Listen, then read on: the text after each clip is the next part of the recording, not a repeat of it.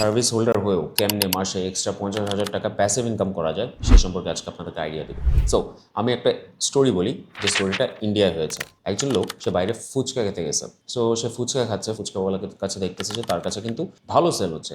So তার সাথে কথা বলতেছে যে রে ভাই, তুমি কত সেল করো এভরিডে? বললো যে আমি এভরিডে 1,500 থেকে 2,000 টাকা সেল করি, মাসে 60-70 হাজার টাকা আমি সেল করতে পারি। তখন লোকটা জিজ্ঞেস করলো ফুচকাওয়ালাকে যে তুমি তো ভালোই সেল করতে পারো, তোমার এটাতে কস্ট কত? বললো যে 70,000 টাকা যদি মাসে সেল করি আমার কস্ট হয় 20 থেকে 30 হাজার টাকা, বাকিটা আমার প্রফিট থাকে। তখন ও বললো যে এত প্রফিট থাকে তোমার, তুমি তো ভালো টাকা কামাও। তখন ফুচকাওয়ালা বললো যে না, আমি তো প্রফিট কামাই না, আমি আসলে স্যালারিতে কাজ করতেছি। তখন লোকটা অবাক হয়ে গেল যে মোস্ট অফ দ্য ফুচকা বিক্রেতা তো নিজেরাই করে।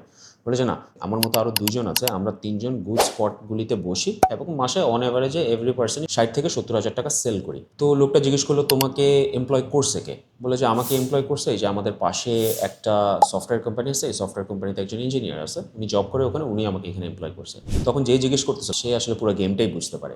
তো টোটাল গেমটা আপনি যদি একটু চিন্তা করে দেখেন, একজন সফটওয়্যার ইঞ্জিনিয়ার, সে তার অফিসে বসে চাকরি করতেছে, সে 3 জন লোকের এমপ্লয়মেন্ট ক্রিয়েট করছে। 3 জন লোককে সে মাসে 20,000 টাকা করে দিয়ে 60,000 টাকা তাদেরকে পেমেন্ট করতেছে, এবং তারা তাকে 70,000 টাকা করে যদি ধরি, তাকে 2,10,000 টাকার রেভিনিউ জেনারেট করে দিচ্ছে, যেটাতে এই সফটওয়্যার ইঞ্জিনিয়ারের কোনো ইনপুটই নেই other than giving them the money or তাদেরকে অপরচুনিটি ক্রিয়েট করে দেওয়া পর্যন্তই। চিন্তা করে দেখেন এদের কস্ট বা এক্সপেন্সেস কত হবে। আরও কস্ট ধরেন 80 থেকে 90 হাজার টাকা। সো 60,000 টাকা স্যালারি, 90,000 টাকা যদি তাদের এক্সপেন্স হয়, 1.5 লাখ টাকা তার কস্ট, 2,10,000 টাকা তার সেল, ডিফারেন্স মানি থাকে 60,000 টাকা। আপনি বুঝেন, সে চাকরি করতেছে পাশের বিল্ডিংয়ের সফটওয়্যার ইঞ্জিনিয়ার হিসেবে, সে কিন্তু প্যাসিভলি 3 জন মানুষকে এমপ্লয় করে সে কিন্তু প্যাসিভ রিটার্ন জেনারেট করতেছে, একটা ব্যবসা বা একটা এমপ্লয়মেন্ট ক্রিয়েট করছে। সো সবসময় যে কোর্স কিনে আপনাকে ব্যবসা করতে হবে, সবসময় যে ড্রপ শিপিং করতে হবে, সবসময় যে ইন্টারনেট দিয়েই ব্যবসা করতে হবে তা না। Think outside of the box.